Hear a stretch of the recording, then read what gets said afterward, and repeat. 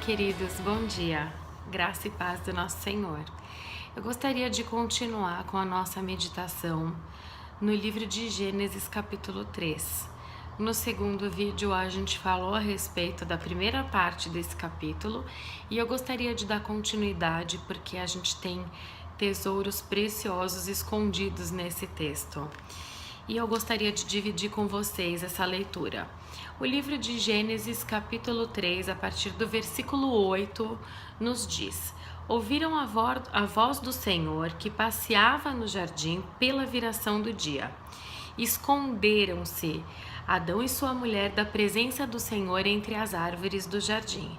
E chamou o Senhor Deus a Adão e disse: Onde estás? E ele disse: Ouvi a tua voz soar no jardim e temi, porque eu estava nu e escondi-me. E Deus disse: Quem te mostrou que estavas nu? Comeste tu da árvore que eu te ordenei que não comesses? Então disse Adão: A mulher que me deste por companheira, ela me deu a árvore e eu comi. E disse o Senhor Deus à mulher: Por que fizeste isso? E disse a mulher: A serpente me enganou e eu comi. Então o Senhor Deus disse à serpente: Porquanto fizeste isso, maldita serás mais do que toda fera e mais do que todos os animais do campo. Sobre o teu ventre andarás, e o pó comerás todos os dias da tua vida. E a mulher disse: Multiplicarei grandemente a tua dor e a tua conceição. Com dor dará luz a filhos, e o teu desejo será para o teu marido, e ele te dominará.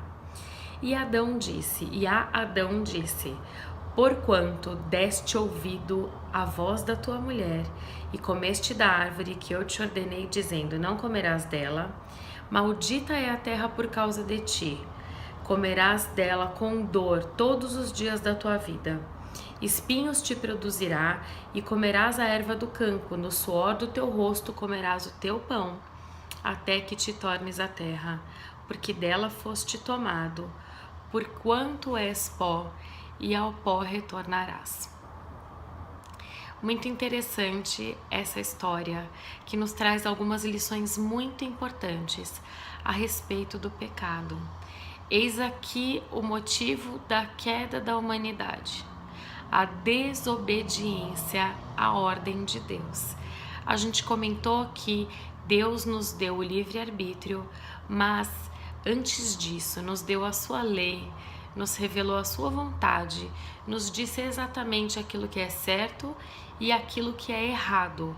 Por isso nós temos consciência de que os nossos erros são cometidos por nossa conta e risco. E então, aqui acontece uma coisa muito interessante. Eva comeu o fruto, cedeu ao engano entre aspas, porque eu já considero que não poderia ser um engano, uma vez que Deus havia dito a ela exatamente o que fazer. Deus havia mostrado a ela o porquê de não fazer, né? Mas mesmo assim ela decidiu e o fez, sendo tentada pela serpente. E ela come e leva o fruto para o seu marido e fala: Não, eu acho que tudo bem se a gente comer, não é bem por aí. E Adão come do fruto. E quando Deus chega para visitá-los no jardim, Deus fala: Onde vocês estão? Engraçadamente, porque Deus sabia muito bem onde eles estavam, né? E eles estavam escondidos, envergonhados e nus, porque pecaram e tiveram a consciência da sua própria condição. E Deus chama Adão, e Adão comete aqui um dos trejeitos mais comuns do ser humano, que é se livrar da culpa, culpando a outro, culpando a situação, culpando a circunstância. E pior ainda, nesse texto a gente descobre que indiretamente Deus é culpado por Adão nesse momento. O que acontece? Adão fala assim: Senhor, a mulher que tu me deste me disse para comer. E o que a gente pode tirar daqui?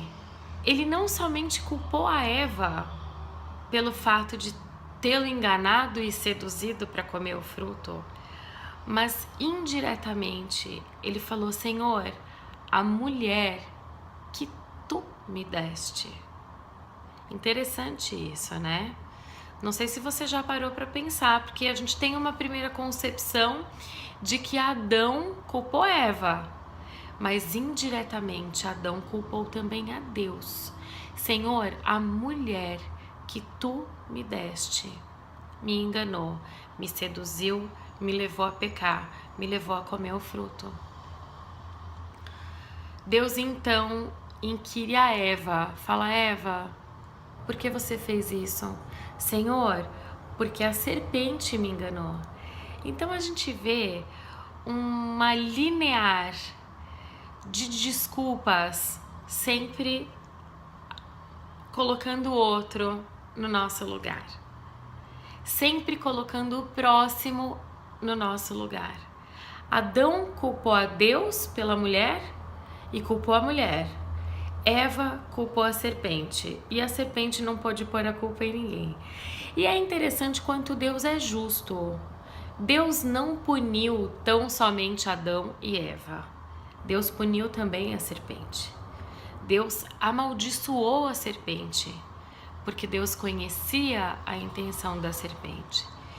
Deus poderia ter culpado tão somente Adão e a Eva, mas Deus também amaldiçoou a serpente. Então nisso a gente vê a justiça de Deus. Deus analisou os fatos. Deus perguntou a cada um por que tinham feito o que fizeram. E a gente precisa parar e refletir aqui. Quantas vezes nós temos culpado as circunstâncias pelo nosso pecado? Quantas vezes nós temos culpado pessoas? Quantas vezes nós temos culpado situações? Ou pior ainda, quantas vezes a gente não guarda no coração uma mágoa de Deus, como quem o torna culpado por coisas que nós vivemos, por situações que nós enfrentamos? Essa palavra nos deixa clara que Deus tinha um plano perfeito. Deus tinha um plano perfeito. Inclusive, os homens brincam que a culpa é sempre da mulher, né? Mas Deus presenteou Adão com a companhia de Eva. Ignorando agora o sexo masculino e feminino, a intenção de Deus era não permitir que o homem estivesse só. E aqui Deus institui a primeira família da existência, né? Através do casal Adão e Eva. E o que acontece? O propósito de Deus é que essa união fosse perfeita e que eles desfrutassem, além da companhia um do outro, desfrutassem também da companhia do próprio Deus, num lugar perfeito, onde Deus já havia provido todas as coisas que eles precisavam. Mas por opção, por escolha, por curiosidade, por tentação, pelo desejo mau de conhecer aquilo que eles não tinham conhecido ainda, e por alguns outros pontos que a gente pode analisar, eles tomaram a iniciativa de desobedecer. E conscientes, eu volto a reforçar, eles não poderiam simplesmente culpar a serpente, porque eles estavam conscientes, Deus havia dito. Então, queridos, precisamos primeiramente assumir os nossos pecados. Deus olha para nós individualmente e vai cobrar de nós individualmente ações e reações mediante as circunstâncias. A gente não pode simplesmente olhar e dizer: a culpa não é minha, foi a outra pessoa que o fez. Eles não podemos simplesmente colocar dessa maneira essa situação. Por fim, Deus não tem culpa das nossas más escolhas. Deus não tem culpa da nossa loucura, da nossa insensatez, da nossa desobediência. A gente não pode jamais culpar a Deus e nem culpar o próximo. Nós temos que ter o coração como o de Davi, que no Salmo 51 diz: Senhor, contra ti, somente contra ti eu pequei. Vejam a diferença. Davi estava consciente que ele tinha pecado e pecado contra Deus. Então, isso o tornou um homem segundo o coração de Deus. Quando nós nos rasgamos diante do Senhor e reconhecemos as nossas faltas, reconhecemos as nossas falhas diante da nossa própria condição, diante da nossa tentação, diante das nossas fraquezas. Esse é o coração que Deus busca, o coração que olha para dentro de si, que averigua a si mesmo e não aquele que busca no próximo justificar os próprios erros. Volto a lembrar que o plano de Deus era perfeito para eles. Muitas vezes Deus tem nos dado tantas coisas boas que a gente transforma de maneira negativa. O plano de Deus era perfeito para eles, para o casamento, para o meio em que eles viviam, para a família, mas eles transformaram negativamente a situação perfeita que Deus os tinha preparado. Deus tem coisas boas pra gente e Deus espera um coração sincero e quebrantado. Todos os dias, querido, todo momento é tempo de confessar, com o coração verdadeiramente arrependido. Que essa seja a nossa oração de hoje. Deus abençoe vocês. Um bom dia.